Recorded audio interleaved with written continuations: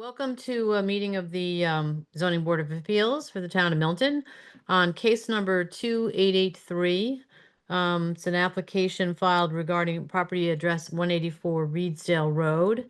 And this evening on the panel, we have me as the chair of the ZBA. Michael and Nick, do you want to say hello and say your names? Good evening, Michael Brown. Evening, Nick Gray. And they constitute the panel for this evening. In the webinars, I mean, as lined up on Zoom so far, we have Attorney John Barry, who's representing the applicant, who will be doing a presentation on behalf of that applicant, and James Bailey, who is the architect for the proposed second dwelling.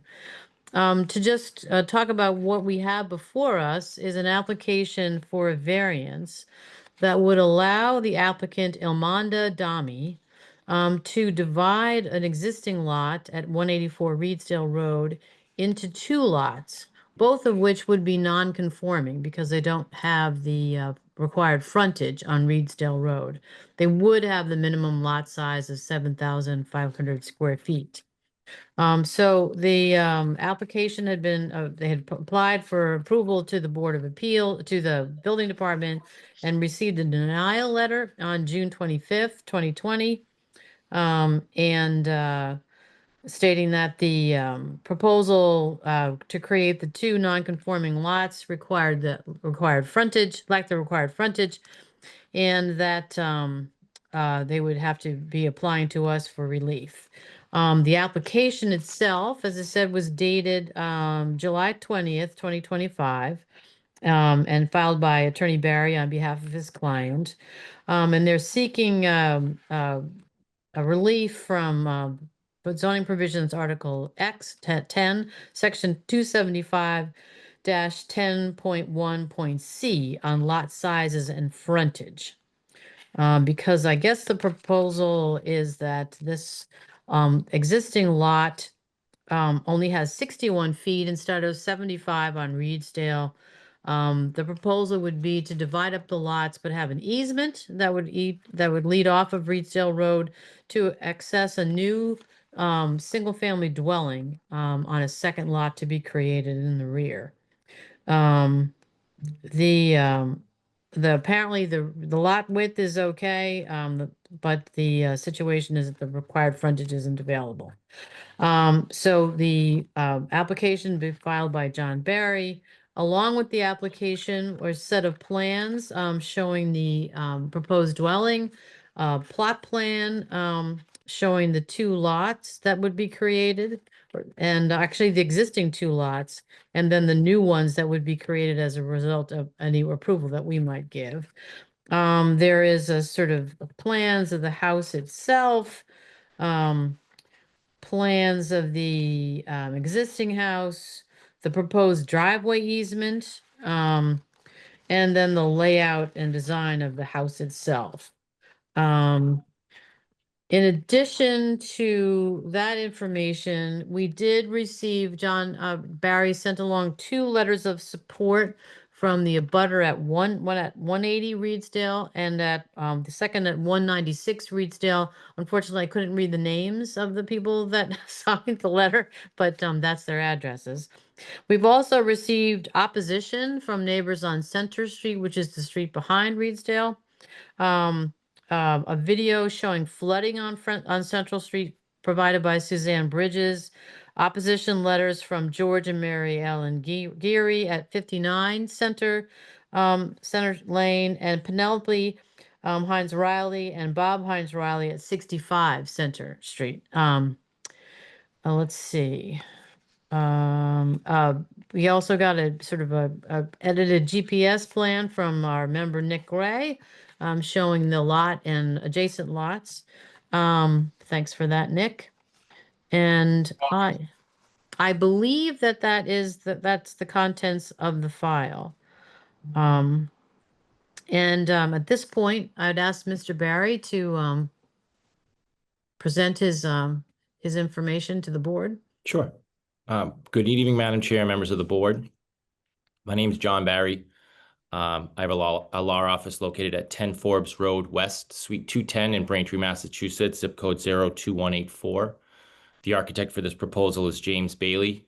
He has a principal place of business at 128 Lincoln Street, Unit 110 in Boston, Massachusetts, 02111. We've been hired to represent the Thame family that live at 184 Reedsdale Road in Milton, Mass. 02186. I think just in the sense of kind of context or what was like the brainchild behind this proposal, directly next door to this site is 190 and 196 Reedsdale Road. These two lots have, admittedly, they have more lot width and frontage, but essentially this plan is a very similar layout to what was done at these two sites, and where ideally this idea, I think, sprang from a little bit. But essentially our proposal here is to take a very large site in underutilized site at 184 Reedsdale Road that is roughly a little under 16,000 square feet. And our hardship here is that economically the site is very unutilized. It's a huge lot due to the shape of the lot. The current structure sits very, very close to a major road, Reedsdale Road, that's very busy.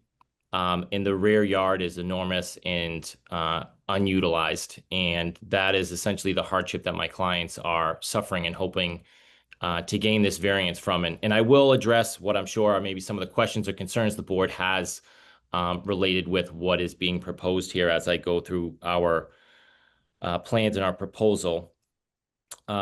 But essentially that is the hardship. It's the shape of the site. It's what is referred to in the kind of the zoning world as a pork chop shape, a very large backyard. The current single family sits very close to the front of the site and leaving the entire rear of the site underutilized or unutilized. The family went through a renovation of the existing single family that's towards the front. They essentially made the width of the house as it faced Reedsdale Road a little skinnier to allow for a larger driveway to access the rear. So ultimately it was initially 10 feet. It's now 14. But just getting into the plan. So the existing site has a lot width pre-existing non-conformance. At this particular time, even without a proposal, it doesn't have the 75 feet to begin with. That this proposal would trigger a need for a variance at that site, but the 10 feet of the easement that we're asking the relief for in the whole plan here, that there was still an issue with the width regardless of that. But essentially with what we're proposing here, there's enough square footage once the two lots are created with the subdivision. Each lot is going to be 7,500 square feet after that subdivision. The rear lot is going to be a little bit larger. It's going to sit at about 7,998, with the front lot being 7,500. James and I worked together in going through the zoning code and trying to lay out that particular site in the rear to not trigger any side yard setback issues. I do know that in some of the notes that I received, there was a question about would the rear setback needing to be 30 feet be an issue. My clients would be 100% willing, if the approval for the structure was allowed, to amend those plans if that was something that was going to be a deal breaker as far as the need for a 30-foot setback in the rear. Now, my understanding of the zoning code is that if it's a deck without a roof, that shouldn't trigger a point at which the setback begins. But I just want to bring that up, that if it is an issue, we can address this and amend the plans to make sure that there's a 30-foot setback in the rear if that's going to be a deal breaker, even if some minor edits need to be made or the deck needs to be moved or made smaller. So with that being said, essentially just walking through the set of plans, the first cover sheet is ultimately just a rendition of what the rear structure would look like. There's a zoning table that's listed. Essentially, there are no other variances that are needed here for this proposal to be approved, other than the issue as far as the lack of lot frontage. Moving into page number 2, we have the existing site plan. Again, just reiterating, it's a relatively smaller single family. It's a total of 1,500 square feet on a almost 16,000 square foot lot. The rear of the site has roughly an 81 to, I think, 85 foot width. But because of the lot next to them cutting into a portion of it, that's what creates the 51 foot width at the front of the site, where the site meets Reedsdale Road. Flipping to page 3, that is ultimately the proposal that was worked on with the Thame family, myself, and James. Essentially, the red footprint in the rear of the site is where the new structure would sit, and that it would be the footprint of the site with a good-sized deck on the rear and front of the site. You'd pull off of the easement that both owners would share. There would be a driveway for the front structure to keep cars not blocking the shared easement driveway. A little bit of a turn to get to then the rear structure with the 2-car parking garage that is utilized by whoever's the owner of the rear structure. Moving to the third page, this was to orient the board to an aerial view, both from a map and from an aerial view of how the site currently looks right now. And then James laid out a little bit of a rough floor plan of the structure. Moving to page number 4, which is -0.2. We have a little bit of a plot plan that James worked out showing the board that driveway that I've discussed, the existing house and deck, the proposed parking for the front structure, the rear structure, those decks.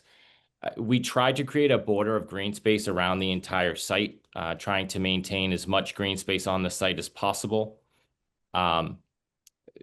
One of the issues that came in these letters of opposition was that they're concerned, I think from what I read out of the letters, was that their concern is that in excavating to dig for the foundation in the rear of the site, that might trigger more issues related to the flooding. I just wanted to highlight, and we haven't hired any civil engineer just yet, but as this board knows, if this proposal was approved, a state licensed civil engineer would take a look at the entire site. They would ultimately look at what is the grading and come up with a lot of there's a lot of ways to deal with any of the site drainage. If there is runoff, there are ways that you could essentially either use some type of berms, put some kind of plantings or landscaping around the site to address if there is any runoff issues. But I just wanted to highlight to the board that what their concerns are. They might actually be relieved by a proposal like this being approved, and that you would have a civil engineer that would look at and essentially have to come up with a plan to satisfy Milton's building department. It could be a Cultec system. It could be, ways to just recharge any runoff and address any of these issues related to what's happening. I didn't see anything in what their concerns were related to the flooding that it was coming from this particular site. That said, I mean, there is some hard packed gravel and dirt on this site. So I think anything happening in the rear would be a benefit and would address any of the issues as far as runoff that are coming from this particular site. Moving forward to essentially, this is SD 1.1 is just a rough set of each floor of this particular structure in the rear. Again, we don't have any issues with the height of the building, the size of the building, FAR, or any of the dimensional aspects of the building. If the board would like us to walk through the floor plans, that's why James is here. But we're not looking for any relief related to this particular structure. SD 2.2 is related to just some renderings to show the board what ultimately at this point, what the design of the structure would look like if it was to be built. SD 3.1 is it's just showing the board ultimately what is going to be where the parking would be located and how the height of each floor would look within the structure. And that's essentially the set of plans. I pretty much gone through my presentation. I don't know that James really has anything to offer. So I think with that, if there's any questions or concerns from the board, I'd be happy to field them. Michael or Nick, do you have any questions for Mr. Barry? I mean, I think I have a lot of questions about this, but can you say more about how the large backyard poses a hardship to the property owner? It's just they can't fully utilize the site, being that if they were to build anything here, they're going to trigger this issue as far as the frontage and the width of the front of the site. So with how everything is currently situated, they would have either had to have had a financial hardship in ripping down the single family that they currently live in, to build something in the rear, and even to build off of it and do any addition to the house, they would have ultimately have run into this issue. Now they've been living in the house. They have 2 young children. They're not really in love with where this front house is situated so close to a busy street. It's very, very loud. And that's another hardship that they've brought up to me, that, I know that this isn't something that most zoning boards look at. But they're not proposing to move the existing house, correct? That's going to stay where it is. They're not. I mean, with the work and renovation that they did to that, it would financially be impossible for them to add on to it. So what they were hoping to do was sell the current house that they renovated, and build this house in the rear. That would be the house that they were looking to live in, the dream house with their children. That would be offset from the street and not as loud.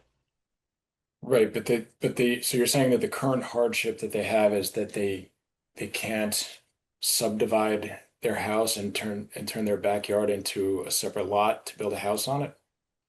They can't without this relief because of the frontage at the front. It's only 51 feet. So by literally proposing any kind of construction here, you're going to run into that issue. It's a pre-existing nonconformance that's going to get triggered. I think that's the answer to your question. Okay, has there been with respect to the water issues, have there been any studies done on groundwater issues or anything affecting the neighborhood? There hasn't. We received these opposition letters this morning. So we didn't have any notice of this issue, but from my understanding, there's no issue as far as runoff from this particular site. The board has before them 2 support letters from direct abutters, both at, I apologize, I don't have this right off the top of my head, but I believe it's 196 wrote a letter of support and 184. So the neighbor, if you're sitting looking at the front door to the left of them, and then the neighbor that this structure would essentially sit next to, that is the 2 sites, if you're looking at the front door to the east of this site, that are very similar in this kind of layout, that are 2 separate lots. They have more width to play with, so they were able to do a little bit of a direct cut in the middle of these 2, where we don't have enough width at Reedsdale Road to try to accomplish something like that. But they are in support of this proposal. They didn't state that they have any issues with flooding themselves. My suspicion is if there's flooding that's happening, it has nothing to do with this particular site or anything that we're planning to propose, but it's probably something related to just the grading of Center Lane, and how during really vicious rainstorms, the water might be pooling. But I brought that up just to say if this proposal was approved, we could do things at the site to address any runoff and recharge it into our site that would at least alleviate some of the issue. I still don't think that there's anything related to this site that's triggering anything with that flooding issue that was raised in the opposition letters. But there have been no studies done on it. There haven't, because we needed this approval in order to get started with anything like that for my clients to start investing that kind of money. I just mean when you say you think that this has nothing to do with the I flooding walked the issues, particular site. There's no major grading issue from the front where Reedsdale Road is when you go to the rear. If there was like a significant grade where I could say, yeah, there's a huge grading issue and water is running from the site back towards Center Lane, I didn't observe that. I can't tell you it's a perfectly flat site, But if an entire street is having flooding issues, as I'm sure the board is aware, that wouldn't just be one site that's triggering that. Okay. I don't have any other questions right now. Nick? So I've got a couple. That in looking at the map that I submitted to the board for the hearing, it contains the 1 foot top of contour lines for the shape of the lot for all that the entire neighborhood, right? And it's showing that lot slopes at least 5 to 6 feet from the front to the back. So it's sloping from Reedsdale Road towards Center Lane. Okay, it's not level. The water runs off according to the map from the front from the Reedsdale Road thing through their yard towards the houses behind them. That's what the contour lines show on the town's GIS map. So what can you tell me what percentage of the lot of the 7,998 square foot lot is the house going and its driveway and the house and what percentage of the lot is going to be covered? Because that's a concern. If we're taking what's currently an open lot that allows water to, by common sense, to be absorbed into the soil, and we're covering it with a 3,000 square foot house plus some additional parking space, to a layman, that suggests that there's going to be less square footage to absorb water. I mean, we all pay tax in Milton Sure. based off of what I call the rain tax, right? Just based off of the percentage. So what percentage of a lot is going to be covered by this structure? And it's and the deck James, and do you have that number handy? I know that you did a calculation. I know that we made sure that the house didn't trigger any issue as far as lot coverage in that I believe it's less than Yeah, 30%. 30 is the maximum and it's at 28.5, so it is underneath. I mean, that's a zoning, what's in, regulation. is that just the footprint of the house or is that including the space for the driveway? So these are actually on the application. If they're on the plan, that's great. I just couldn't find it. It adds up to 5,147 Yeah. square feet. So Covered? it does not include the driveway. Yeah. All right. So Now that being said, if I could just address your concern or thoughts that we've come up with all of this. As everybody here knows, we could do some kind of impervious pavers for the driveway. So it doesn't need to be blacktop that's just going to have water running down it. In receiving these opposition letters this morning about this, I had a discussion with the owners. James and I have discussed this. There's ways that we can design ways to capture any of the water during storms and make sure that this isn't an issue. If anything, what I would say is by denying this, it's going to continue on. I wasn't aware of that map being provided to the zoning board. I wish I had a chance to review it in more detail, that there was that difference in grading. That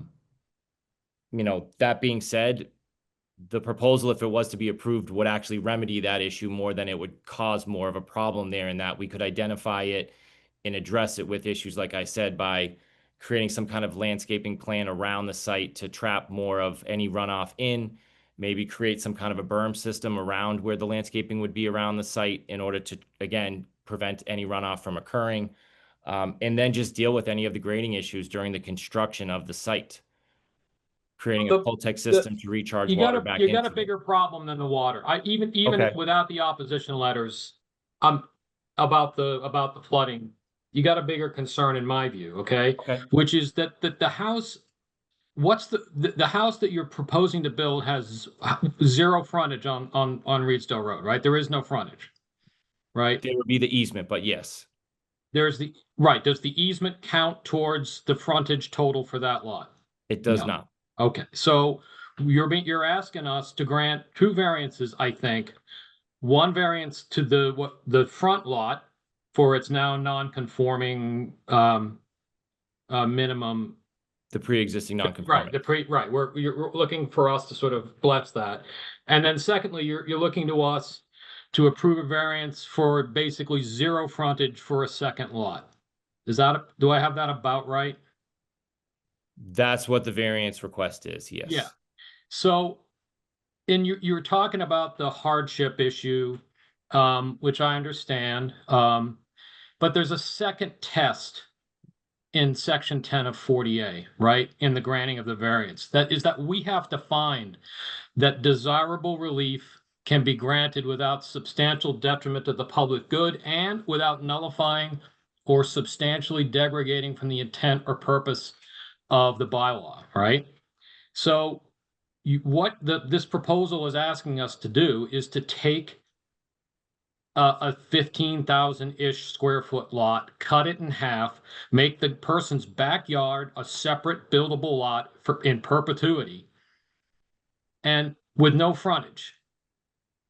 And I have a lot of, right now I'm having a hard time understanding how that doesn't substantially degrade from the intent of the zoning bylaw, right? So even if, forget about the water and all of that, let's say that was solved, the second prong of our variance test to right now, I don't see how that's met. Possibly, I don't see it. So is there any way how does this project not degrade substantially from the intent of the bylaw? That's what I'm The struggling intent with. of any zoning code is for there to be an option or for exceptions where there are unique situations. And that is what I identify when I look at this particular site. If you go around in the entire neighborhood, there is not one other lot that has this shape in this size. So the owners here are stuck with a 15,000 square foot lot and a 1,500 square foot home that exists on it. Now, there are ways around this. They could have created some kind of thoroughfare or breezeway to an additional structure. And that would have essentially, I don't want to say done an end around on all of this, but it would have then not have been two different structures that would have triggered this issue. In doing that, the owners here then are stuck with ultimately building the house they want, but then being combined or living right within almost the same structure as somebody else. And that look would be completely outside of what happens in Milton. So the idea here was to try to create a way that they don't suffer from having this huge yard that they're never going to be able to fully utilize and ultimately have the financial hardship of, we are only using, I think the coverage amount is 0.1. So there's an FAR of 0.1 of the existing house on this lot and never be able to utilize it for any financial gain and build the house here that they really would like. They're going to run into the same Utilize it. They variance can request. walk back there. It's not like it's cut off from them. Right, They I still don't- have, right? They still have access to it. They still They possess do. it. They still own it. It's like if we allowed this to happen, what's to stop any other person in Milton from cutting up their lot into two pieces with zero frontage and coming to us and say, well, you granted a zoning, I have a hardship. My lot is slightly weird. I just don't see how we could possibly grant that. I haven't talked to the board members about this, obviously, but I don't, to me, I don't see any way to grant this without completely abrogating Most of the zoning lots bylaw, are not going to be of the size where they can cut their lot in half and still have two 7,500 square foot lots Sure they are. to utilize. Not in this neighborhood, but in other parts of town. Yeah, that's what I'm having trouble with. I, I, yeah, I, Well, I mean, I think as Nick has pointed out that in the provisions of, 10A, there's three requirements we have to find. That there's special circumstances relating to the soil conditions and the shape and the topography, et cetera. That the literal enforcement would be some sort of a hardship, and that, as Nick pointed out, that the desired relief isn't, without substantial detriment to the members of the public. And so those are the three things that we have to find. And I get the sense from the other two board members, and they probably should get the sense from me, is that I'm not finding grounds for the three provisions. Deficiency in lot frontage is unfortunately not a circumstance that's supposedly related to the soil conditions or the shape or the topography of the lot. Just because it doesn't have frontage, that's not related to that first requirement. I don't think that you've already got one house on there. I don't think that, and I think there's case law that says that, there's no hardship, based upon somebody's desire to build a second house. That's not a hardship. There's already a house there. So, uh, so I have, as I think maybe the other two board members do too, is that I'm finding it a hard argument to come up with the reasons for the variance. Because I don't think those three provisions have been satisfied. But, I don't know what their other opinion is, but that's the difficulty I'm having with the variance is the fact that we've got to make these findings and we've got to support those findings, and we can't just recite the statute. We have to come up with reasons. And I don't so far hear any. I don't know how to respond. I mean, I've given you reasons. It sounds Yeah. like you disagree with me on them. I don't want to just repeat them and waste everyone's time right now. I do think it's unique. I think there is something special as to this particular site in that it's the way that initially when whoever did the estate plan here divided all the lots up, that it is a very unique shape and that it literally goes from 80 feet at the back to 50 feet at the front. Had they had the 80 feet at the back, the very two neighboring lots did for something very, very similar to this. And this zoning board must have at some point approved that. And in doing that, essentially that created this particular lot here.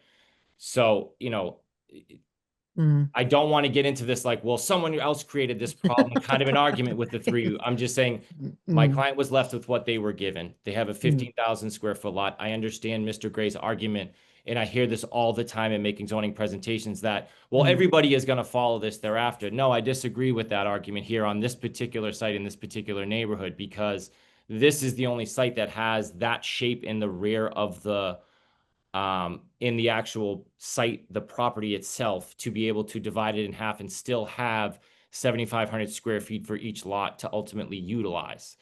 You have the frontage. Say that again? You don't have the frontage. If We this was, don't, and that's the if this variance was that shaped we're in a seeking different here. way, that you could make that subdivision and you had the frontage. Yeah, no, I understand what you're saying. But what you're saying is if we had the frontage, we wouldn't need a variance at all. This would be an as of right project. You wouldn't. You could do it as of right. Yeah. So that's why we're here. That's what I'm saying. Like, it's a bit circular, me making that argument, in that if we had this, we wouldn't need this. We wouldn't be here. We'd just be doing an as of right project. Just need something more to hang my hat on with respect to that last element about how this doesn't substantially derogate from the intent of the bylaw. And I haven't heard anything yet that we could write a decision and point to as a reason how that doesn't happen. I mean, my understanding of the bylaws is that it's as long as it's staying with the harmony, the aesthetic, and the feel and fabric of a particular neighborhood. Okay. What my client was looking to propose here was some kind of a plan to do this. I was and this is not a knock on anyone. I was at the planning board. I was at the building department trying to figure out where to get started with this brainchild. And I spent 4 months being sent to go and get, I think it's an A&R. So I was first told to go and get a subdivision first. I looked into that. That costs, I think, roughly $7,500 just to have them look at it. And I said, well, why are we going to start with the subdivision here when we know that we need a variance? We were then sent back to the building department, and then this was the violation that happened. At no point has anyone from the building department met with us to discuss this particular issue of this house is big or that it's going to be detrimental to the particular community. I am by no means are my clients set on that the house has to be of this size or this design. But what they're struggling with is that they have this huge piece of property. Milton has high taxes. They could bring in another tax-paying member of the community to this particular neighborhood. If you look at the aerial view of this particular neighborhood, other than this stretch of Reedsdale Road, almost all of the other lots are around. I didn't do an exact measurement, but are the size of what these two, when split, would ultimately result as. So it's not as if it's all 15,000 square foot lots in this neighborhood, and by subdividing this, you're going to end up with two very small, what we call like shoebox sites. It is unique in that you would have a driveway going to a house that's in the rear. However, I would like you to look at the two sites that are to the east of this particular site. One, and I'm just doing this off of like the eye test, one only has a frontage of maybe 30 feet. It's not as if they're both 40 or 50 feet and they got variances for that. One, I think it's 196. The frontage there is very, very small. It's a little bit of space and then the driveway that winds to that rear house. That rear house sits behind the house that's in front of it at 190. So it's not as if that house sits and has frontage onto Reedsdale Road. That house is behind the other structure. It is different. I'm not going to sit here and tell you that they're both oranges. It is a little bit of an apple and an orange situation, but it would be similar in what the intent of the design here is, which is, I'm guessing both of ultimately what was 2 lots, they were allowed to split it in half and make it into 3. And my clients looked at that and said, well, we could do something similar here, but for this zoning issue. And that is the uniqueness of this particular site. I don't think that this would be detrimental to the community in that my clients have already shown that they renovated the existing front structure of this house. They have 2 children that live with them at this site. They're a family and a member of the community in Milton. This isn't an out-of-town developer looking to come in and just make money off of the town. They could work with the town, work with the professionals and the designers of this particular town to come up with something that is not, is what the town would like to see, both from an aesthetic and from an architectural perspective. I just think they're ultimately left with 50 feet that no matter how you cut it, you're then going to just have these really odd shaped front yards with 2 houses in the back that are then going to have all kinds of setback issues with houses that aren't even facing the street. They'd have to knock down their single family in order to do that. And without that, then they're left with, say, roughly a 14,000 square foot yard in a 1,000 square foot or 750 square foot envelope of their existing single family. Well, thank you. Thank you, Mr. Barry. Let me just ask, Bill, is there anybody in the waiting room audience with a hand up that would like to speak? I do see only identified as iPhone. I'm allowing them to talk. Hi, apologies. I think I'm the person listed as iPhone. Hi, my name is Suzanne Bridges. Thank you for taking my call, Zoning Board of Appeals. I live at 71 Center Lane. I'm one of the abutters of this project. I have a letter that I want to read, but I just first wanted to make a few points from listening to Attorney Barry's presentation. So first, when he was saying there was support from 196 and 184 Reedsdale, I understand why they would support. Reedsdale does not get water in the front. The water runs from Reedsdale to the back of Center Lane, which is why Center Lane is the issue at hand. I would say we on Center Lane get all of the water, and not just from, say, said project. We get it all the time. I'm the person you spoke about earlier who sent the video from Thursday, August 14th. We couldn't even have cars come down the street during that flooding. I also sent some pictures. So I just wanted to make point of that. That's why they would support it, because they don't get water. And also another point where you said 190 and 196 Reedsdale have similar structures to this proposed project. From what I believe, having been here over 10 years, those were existing structures. There was a small ranch there that was knocked down to build one nice home. There are 2 homes, 190 and 196, obviously. But if you're looking at this property to the right, there was a really small ranch there. And then a larger home was built. So just wanted to make note, there was already 2 existing structures. And my other note I wanted to make is just saying that a hardship is having a large backyard. I would never call that a hardship. That's it's, they have a nice backyard that they would have if they actually took care of it, which I'm going to make point in my letter that I wrote. So those are my points that I wanted to make to Attorney Barry. Is it okay if I speak a little further on the letter that I wrote? Yes, please. Okay, great. Okay, so thank you, Board of Appeals, for taking my call during this. My name is Suzanne Bridges. I currently live at 71 Center Lane. I'm speaking to formally express my strong opposition to the proposed 3,900 square foot construction project at 184 Reedsdale. As a property owner directly abutting this site, I have serious concerns about the potential negative impact this development will have on my property and in the surrounding properties in my neighborhood. Currently, my property, along with others in the area, already face significant challenges with water runoff, including frequent basement floodings and excessive pooling of water in my yard after a rainstorm. Given the proximity of the proposed construction to my land, I am worried that the new development will significantly add to these drainage issues, further overwhelming an already inadequate stormwater management system. This poses a real risk of increased flooding, not only to my property, but also my neighbors who I've spoken with. And as I said earlier, I sent some pictures and video from the August 14th storm that, caused cars to not be able to return to their home.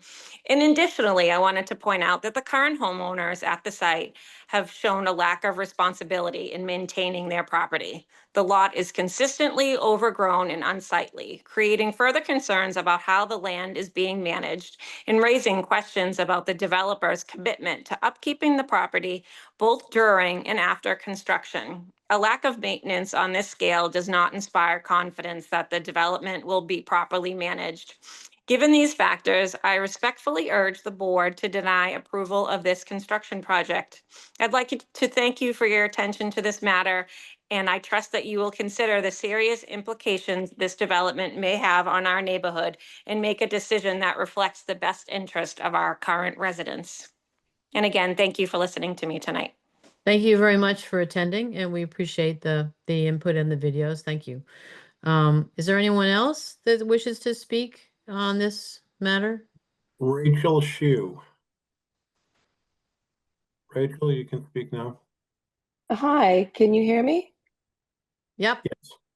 So I don't have anything prepared as well as Sue did.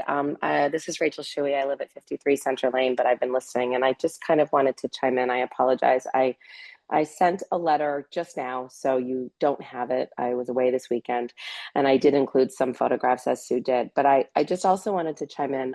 We're at 53 Center Lane. We are, I believe, 3 doors down from Sue, closer to Center Street.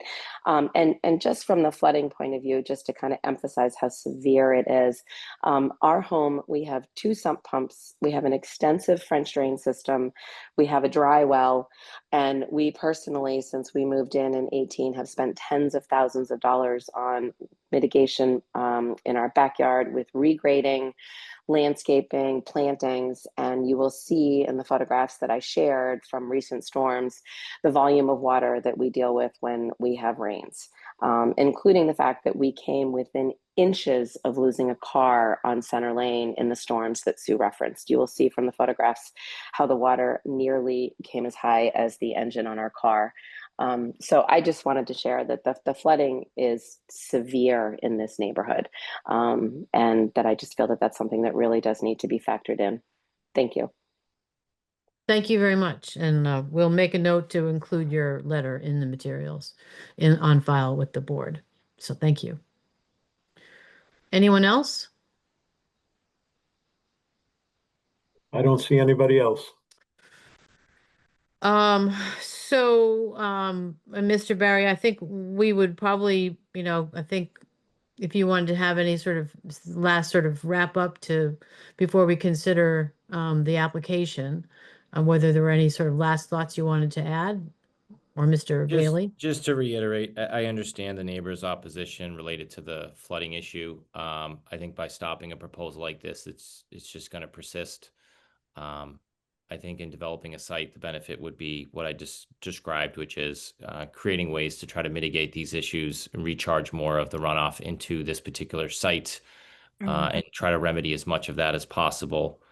I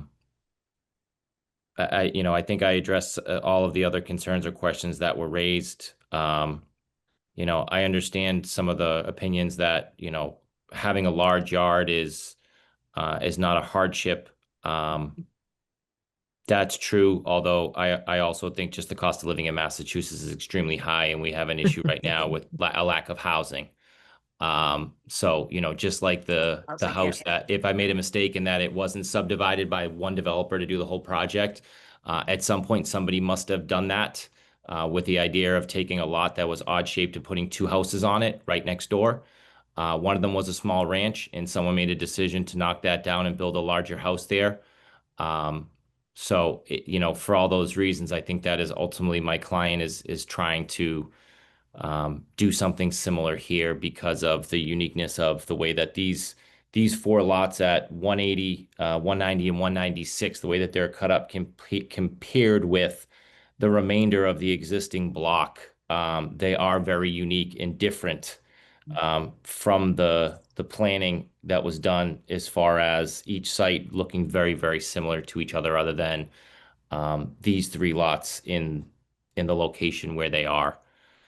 One last thing, as far as the current state of the site, there was a construction project renovating the existing house at 184 Reedsdale Road. So if while that was going on, the maintenance of the yard wasn't perfect, I'm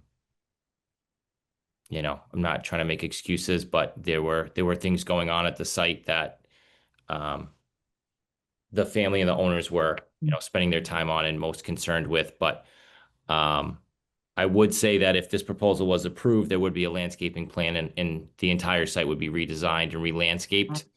That would address or do away with that issue, as far as what I believe was Miss Bridges had related to the upkeep at the particular site. There would also be a new owner at this particular site. So if they had concerns about this developer and how they would maintain their site, well, there would be a new member of the community as well with them. And they would be sharing the easement of the driveway and the responsibility of maintaining both sites. So I think this is a good proposal. I think this is a good option for Milton to add some housing. I understand that there are some issues related to the variance that needs to be granted. But I think in how it's fleshed out, it wouldn't be detrimental to the community. In fact, for what we've discussed regarding the flooding and some of the other issues, those would be remedied by a development here. These were my treats for any barking. Somebody needs to I mute think that's Ms. themselves. Bridges, or Oh, the thank you. other abutter left their phone. Thank you. Yeah, I'm muting them. But otherwise, thank Thank you you. to all the members of this board for giving us the time and the chance to make this proposal. I would entertain a motion to close the public hearing. So moved. Thank you. So up for discussion, gentlemen. I sort of did my little kind of outline of what I think we need to find for the variance. I'd be interested in your thoughts. I mean, I think for the reasons we all have just discussed, I would vote against allowing the variance. I don't think we meet two of the three hurdles that we're required to find. I'm not convinced that there's a substantial hardship. This is the kind of thing that the zoning law just would not permit. I think, as Nick put it, it would abrogate the purpose of the zoning law. And I just don't see how we meet the second and third requirements. So I would vote no. Mm-hmm. I agree with Michael. You're done. I'm sorry. I agree with that. As I said before, even for the sake of argument, not considering the flooding issue, right? Which I think is real. I think I mean, I know it's real. We've got evidence in front of us, but even if let's just say hypothetically that wasn't part of one of the issues that we had testimony on, right? And we're just merely talking about dividing this lot in the manner and for the reasons stated. I still don't think it meets the tests, the two of the three tests that we need to make findings on. And I don't doubt that it's, I mean, I get the reason why this is a good project from the point of view of the applicant, because they renovated the front house. If they're able to do this subdivision, they're able to take the capital from selling the first place and turn it into building the dream house in the back. I mean, I get it. And from that point of view, it's an exciting project for them. And I certainly understand why they've spent the money hiring counsel and developing a plan to do it. But I don't see how we can. I don't think we have enough evidence to meet all of the tests that were required under Section 10 to grant a variance to allow that second lot to have zero frontage. I think that's the frontage requirement is kind of there to prevent this exact thing from happening, right? I mean, so, but for whatever reason, I can't see my way to voting for it and then defending a decision that's appealed. I don't, so that's where I am. Yeah. Well, I agree with both of you, unfortunately, is that I just don't see, having looked at the case laws on, case law and stuff on variances, looking at the test, I just don't think that we have enough grounds in here to justify in a decision the issuance of a variance. Hardship, I said it's not really a hardship to say I can't have a second house on my land. And there's cases that have come down on that. And then, as you say, we have two non-conforming lots and one which has no frontage at all. And that's a problem as well. And I don't see how, there's a discussion about the fact that it's an oddly shaped lot. It's not that odd a shape. I mean, it's not like a serious pork chop. But I could see the other houses, that happened because they had the required frontage. And this one doesn't. But as I said, I just can't see drafting the decision. I would have a hard time putting enough meat into it to have a variance, granted, have that hold up in court if it got challenged. I just don't think I've got enough, you know, there, as they say. Anyone else? Mike or Nick, anything else? Um, Well, so I guess we should take a vote on this application and on whether or not we would be in favor of granting the license of the variance that's been requested by the applicant. And my vote would be no. no, My vote would be no. I'm sorry to say that, Mr. Barry. That's okay. You already did. You all Mm. already said no in your discussion. So, Yeah. you You know, weren't if I could surprised just by the outcome. respond to one thing that you said, I understand that building two houses isn't a hardship. That's not what I argued or represented. Oh, no. I didn't say you So, did. I didn't say you did. I just wanted to put that on the record. That's all. Yeah. I didn't say that was the hardship. The hardship is related to the shape of the site. lot. Yeah. Yep. There isn't enough frontage for 75 feet as it exists now. Mm. So that is the struggle of this particular site in trying to subdivide it with how shallow and deep it is. And I disagree with you that it's not pork chop shaped. It's 50 at the front and 80 at the back. So the front is almost literally half of what it is at the rear. But I get that it's not 20 and then 80. But it is not as if it's 65 and then 80 at the back. It's not a triangular shaped lot. The one thing I would say is even with this decision, if, my client might be interested in coming and meeting with some of the town professionals, we literally got no guidance at all on. Well, I apologize for that, and that's true, and that's because we didn't have any planners. And we had interim building commissioners. We now have an actual building commissioner. And starting on October 1st, we will actually have a town planner. And Well, again, if somebody had mentioned that to us and I didn't waste 5 months and my client's time and money trying to figure out how to do this, we Yeah. might have waited because we waited 5 months to get the zoning board date. Yeah. And then we just got a letter saying you have a hearing in 3 weeks. No, we have a commissioner come in and meet with us. I've worked with a lot of towns all over the state of Massachusetts, and I'm not, this is not intended to berate it. I was just kind of shocked at the lack of assistance at all from the Milton Planning Department with assisting and or having a conversation about Yeah. what the proposal was, because I actually went down to see what was going on 60 days after I filed this, and all that I got was, yep, your building permit's going to be approved if you go and get an A&R. And all I was looking to do was file it so that I could get in front of some of the examiners and or the building commissioner and or some of the planners to be like, this is what we're thinking before my Yeah. client spends a lot of money in putting this forward and $1,000 to put notice out. Is there somebody we can speak to about it? And all I got was, here's your notice for your ZBA hearing and here's a violation of the zoning code. So with that, we now have this information. My clients have spent some money in that they've lost, but I think they have a decision to, whether they want to proceed forward and come in and have some more discussions about this or not. So Well, I thank you totally, for everyone's time. I understand that totally. We are also getting new town council and that's happened too. There's the disarray in the planning department has been very sad for all of us, and especially for our Bill Donnelly in our department, because people wander down the hall and he's like the only person around. And so I do apologize on behalf of the town for the trouble that you have gone through, and the lack of direction that has been, your experience at town hall. Hopefully that will be better. Yeah, that's okay. It's fine. Well, thank you very much. Thank you. Have a nice evening. And take a motion to adjourn. Oh, we have to draft a decision. Does anybody have a desire to do that? I'll do it.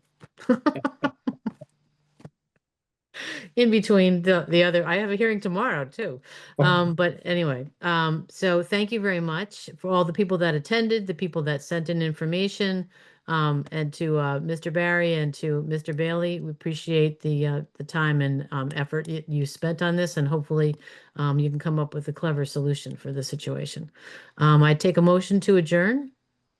Moved. So moved. Thank you, gentlemen, as always. And we are adjourned. Good night. Thank you. Thank you very you. much. Have a good night. Good night. Well,